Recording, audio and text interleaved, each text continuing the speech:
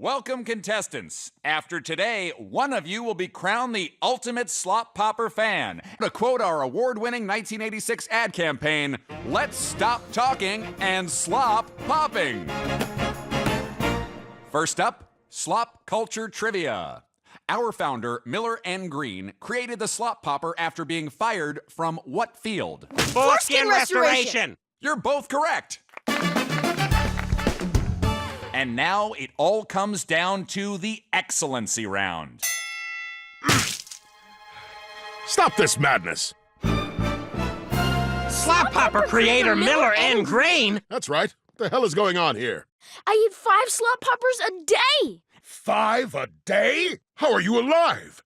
Slop Poppers were meant to be a rare treat. The delicate reward for a bridge well built, a channel well swum, or a foreskin well restored. You both make me sick.